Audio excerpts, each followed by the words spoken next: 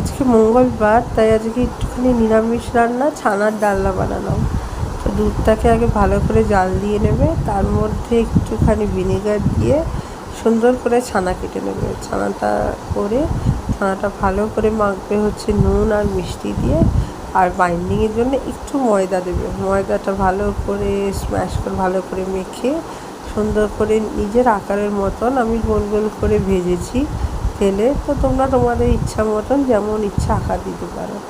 তো এরকম করে ভেজে তুলে রাখবে। কড়াইতে তেল দেবে, একটু গরম মশলা, আদা জিরে একটু বাটা, টমেটো পিউরি আর একটা বাটিতে টক দই, একটু নুন হলুদ আর লঙ্কা ভালো করে ফাটিয়ে নিয়ে ওটার মধ্যে দিয়ে দেবে।